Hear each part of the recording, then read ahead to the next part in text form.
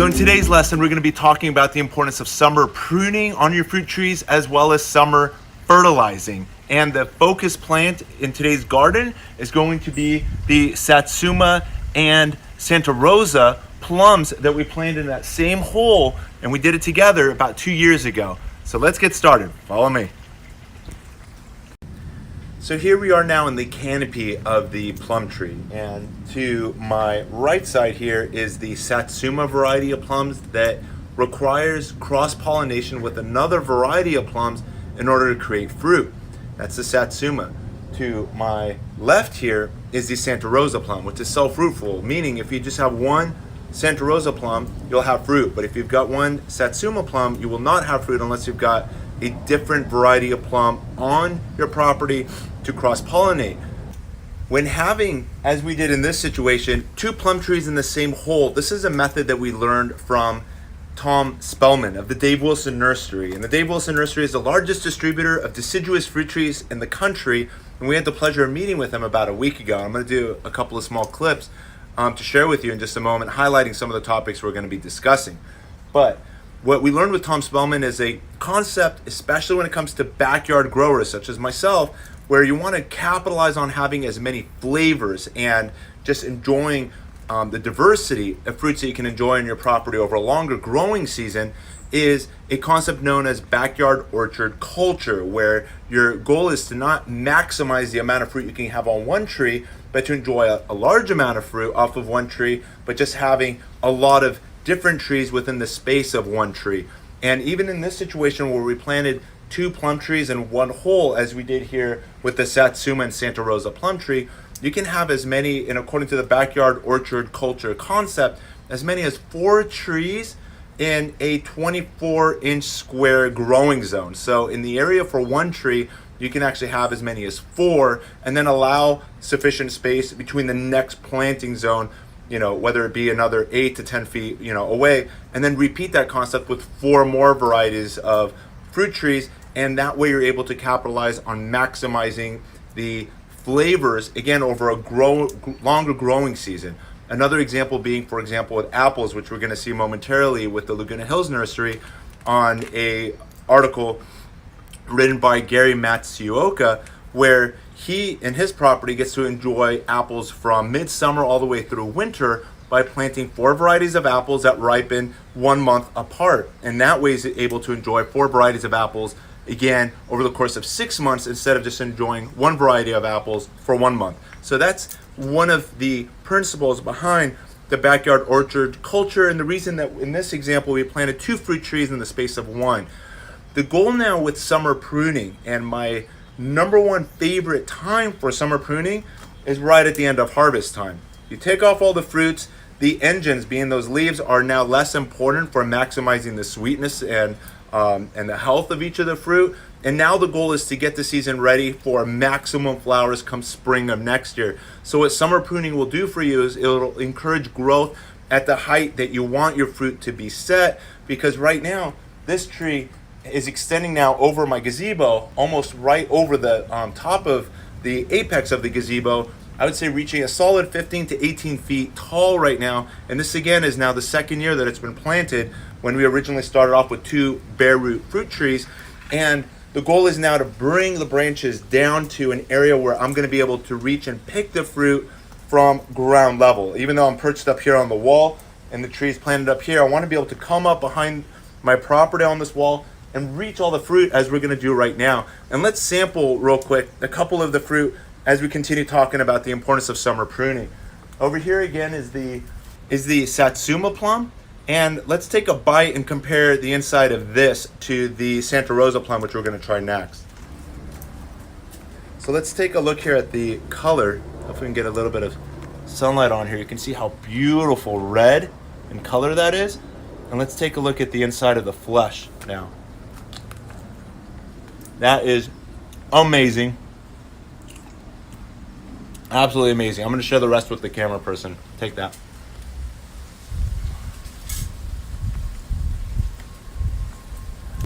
That is actually the best plum I've ever had. That is the best plum I've ever had. Isabel would love them. Yeah, I wish she was here.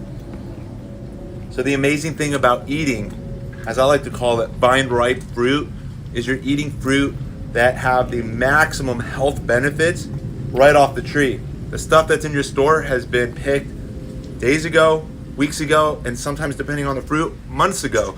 And the goal is to eat the value that these fruits have the same day, and if possible, the second day. But the sooner, the better, because as soon as it's being picked, it's starting to die, and the value that's within those fruit are being lost. So the goal is to grow as much of your own as possible. What we're gonna do next is now do a taste test on the Santa Rosa plum. So let's go and pick one of those right here. That came right off. Let's check out the color again. Wipe that clean.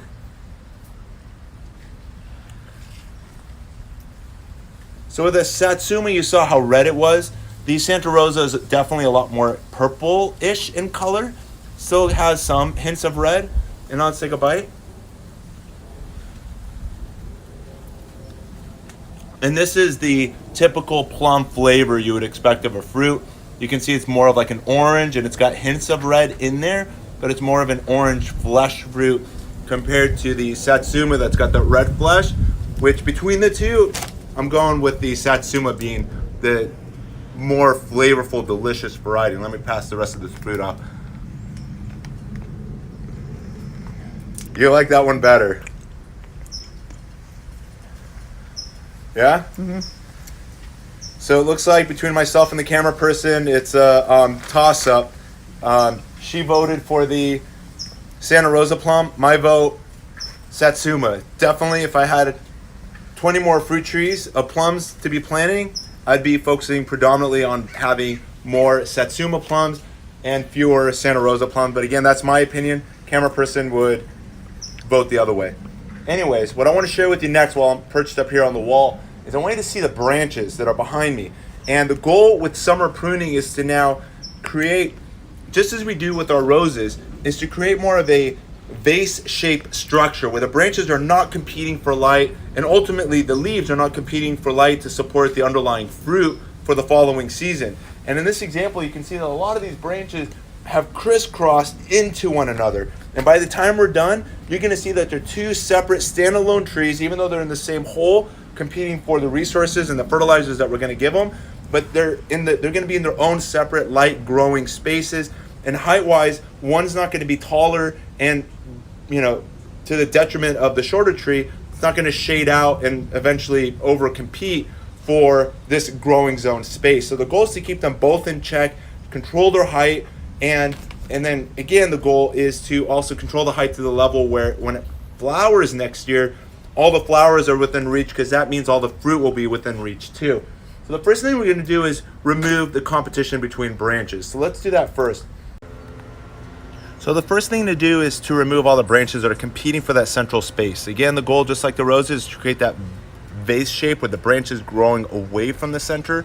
So the first thing I'm gonna do is look for those branches, such as this one over here where my hand is, that's growing towards the center between these two trees. So we're simply gonna go with our bypass pruners here, and I'm gonna make that cut as close as I can to the trunk, removing that branch. And that was a big cut. Here we go. And now we're gonna continue. Even though that was a large cut, what we're gonna now do is increase the vigor, and all that strength that was once going into that branch is now gonna benefit all these other remaining branches that we've kept, and encourage more low-lying growth that'll ultimately create the flower buds that'll then bloom come next spring, and obviously fruits for the following summer. Here's another more obvious branch. As you can see that it's growing towards the center. We're gonna remove that now from the Santa Rosa plum and prune it like so. And again, you can see we're coming in as close as we can and pruning that against the trunk, like so. And we're gonna continue. In there, in here.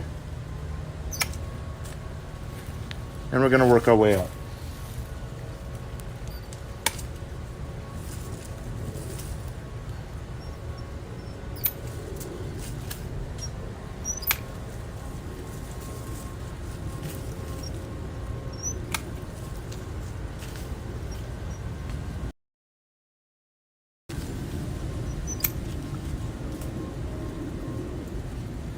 The next thing, once we've opened the central part of the canopy, is to now do height management. This is now a very important time to now control the size of your tree. Being here we are now the second week of July, and what we're going to do is we're now going to bring the height down to basically an area where it's going to be within reach. So here we go now, pruning it back. And watch how fast we can go. And this whole tree is now going to be about 6, maximum 7 feet tall. These branches, we can bring them in tighter, and that's going to strengthen the overall plant structure to get it ready for this fall and ultimately winter. And now let's do the same on this side. Take a look at how high this Santa Rosa plum branch has gone. We're going to bring it back in check. I'm looking at the next lowering branches that are up in this zone, and we can now prune it. Let me get this branch out of the way so you can see what I'm doing. And we're simply going to prune it down to where these other small branches are coming off, and we'll pull it in right to there.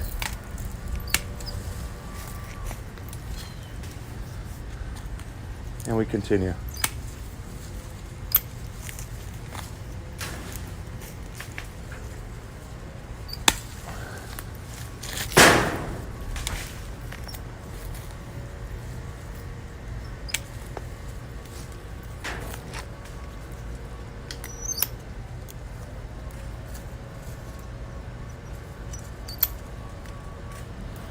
And we're done.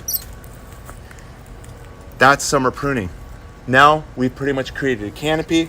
You can see that's all within reach, which ensures that the fruit for next year are all going to be within reach again.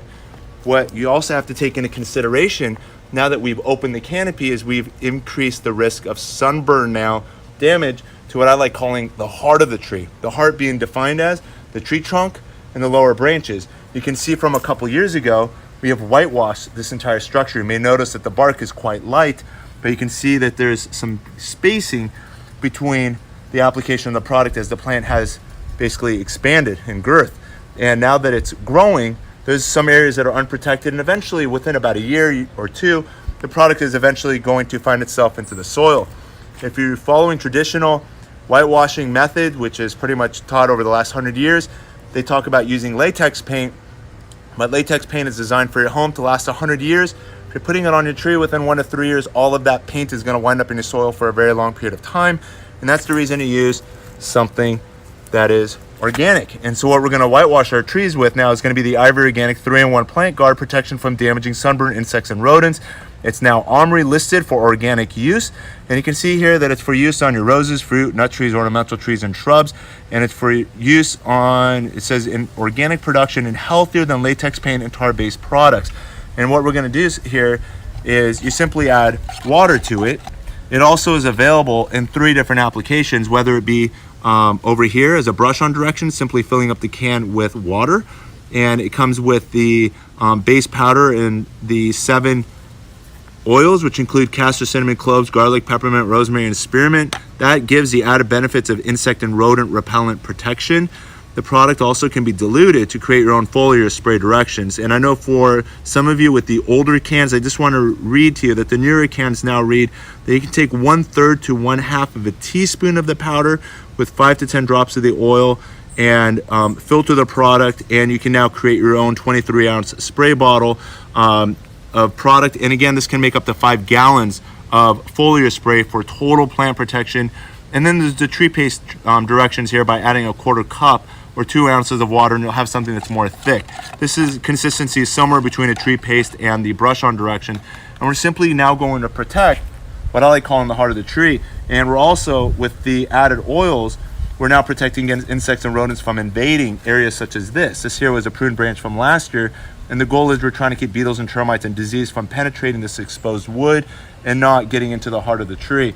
So we're simply going to patch that up like so, and we're going to work our way up. And you can see over here is another wound to the tree, maybe a ripped branch or who knows what, and we're going to seal that as well as then protect the entire tree trunk and lower branches. It's also very important to also protect the grafting wound. This is something I do at least once a year, and you can see whether you're using a latex paint or this product, within a year or two, it's gonna wear itself off as the tree continues to grow. But you can see over here, this is all exposed wood and very close to the ground level, very close to where the wood chip level is. And it's important to keep the wood chips away from the tree trunk so it doesn't contribute towards a phenomenon known as stem rot. But you can see over here is exposed wood as well. And the goal when whitewashing your structure is to make sure you coat all of those exposed areas in addition to protecting the skin of the tree, being the bark. And here we are now in the summer, July. We're dealing with 14 hours of daylight, 14 hours of sun, and the trees can experience first, second, and third degree burns, as we've seen with many other fruit trees in over the many years here on the Ivory Organics YouTube channel, as you've seen with citrus and avocados and figs, and the list just continues on and on and on. Right in here is also some more, like I call it second and third degree burns. Yeah. Right here, where the bark's damaged and probably. So let's read a few important articles as it relates to summer pruning so that you can see that it's just not just coming out of my head, but there's a lot of resources that support the value of summer pruning, as we just did.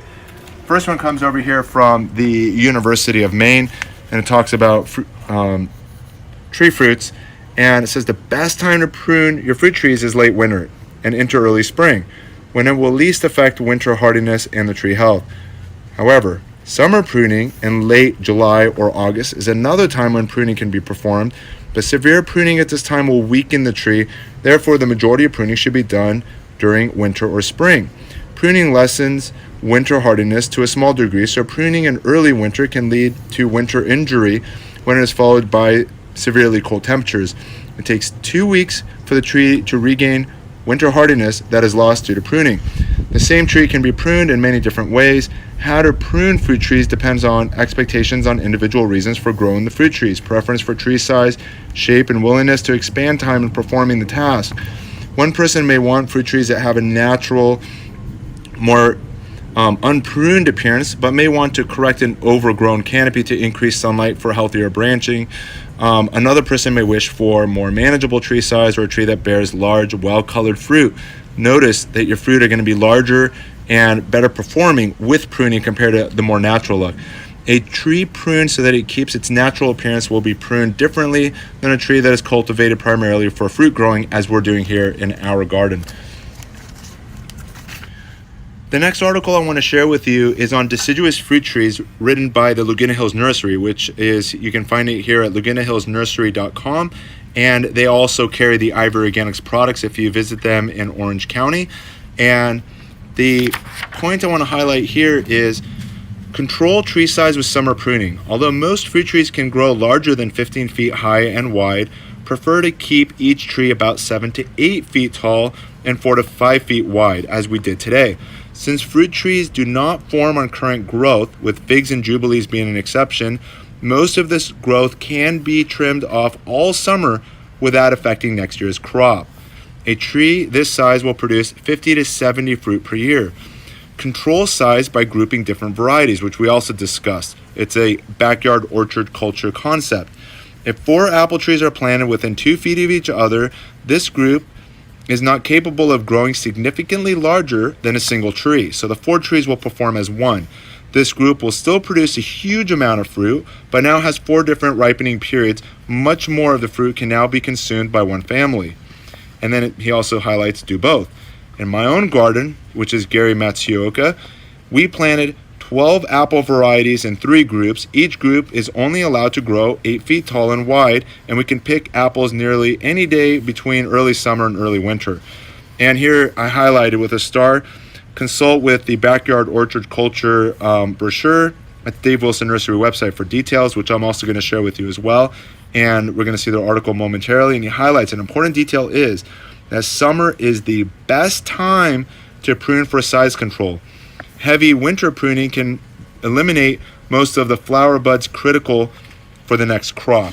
And now let's take a look at Dave Wilson Nursery, specifically backyard orchard culture. What is backyard orchard culture? And the definition, the objective of backyard orchard culture is a prolonged harvest of tree-ripe fruit from a small space in the yard. This is accomplished by planting an assortment of fruit trees close together and keeping them small by summer pruning. Backyard orchard culture is not commercial orchard culture. Backyard orchard culture is high density planting and successful ripening. 4 trees instead of 1 means 10 to 12 weeks of fruit instead of only 2 to 3. Backyard orchard culture means accepting the responsibility for tree size. And again, this is the website where you can find all this here at davewilson.com. Tree size is the grower's responsibility. Backyard orchard culture means understanding the reasons for pruning, and it is much easier to keep a small tree small than it is to make a large tree small. And that again comes from maintenance throughout the year. Backyard orchard culture means summer pruning for size control. Backyard orchard culture means not being intimidated by planting or pruning. And then they go into first year care, second year care, and third year care. So now that we've concluded on summer pruning and the value that summer pruning will bring to your fruit trees, let's talk about fertilizer. And did you know that this is one of the most important times to have fed your trees if you haven't already done so? May and June, and here we are now going into July, but if you haven't fed your trees, it's a critical time to do so. And did you know that feeding your trees, fertilizing your trees, can actually help them with heat stress, and they can actually perform better? Contrary to the misconception that fertilizing your trees will burn them, and maybe using a lot of the chemical fertilizers can have that devastating effect on your plant and the added stress, but organically feeding your plant can help the plants combat heat stress. And I don't know, hopefully some of you guys remember this chart that we discussed in the past. Let me perfect it here again. But we talked about fertilizing, and then we had over here on the bottom the season. Let me get those last letters back in here. And then we had this curve chart that goes down like this. And the season beginning here in winter, you would not fertilize your plant, but as you go into spring, you're going to want to feed your plants slowly. As we're in summer, the plant is now peaking with 14 hours of light and sunshine, and the metabolic processes are peaking, supporting fruit and growth. 14 hours of light, and you're going to want to make sure that it's got all of the minerals and nutrition possible to continue sustaining good health going into the fall, when you may be doing more lighter feeding in preparation for winter, when you would do no feeding. Fertilizer season. And here we are now in summer, and I want to share this article that I pulled up here from down here. You can see from cropnutrition.com, potassium and drought. And it reads over here, potassium and plant growth. Potassium is a vital nutrient for optimal plant growth, second to nitrogen in terms of quantity. A corn plant needs in performing a number of functions that ensure healthy, stress-resistant plants. By helping to create concentration gradients inside the plant, potassium supports water uptake into the plant, which is essential when water resources are not readily available. Potassium also regulates the plant's leaf tissue openings, which are the stomatas, to help moisture in the plant rather than disturbing it through the leaves, which contributes to better stalk strength and stability. Potassium also activates enzymes required for growth, which helps prevent disease and control insects. And the list continues when it comes to the value of potassium and just having an overall healthy, balanced fertilizer to care for your plants and trees.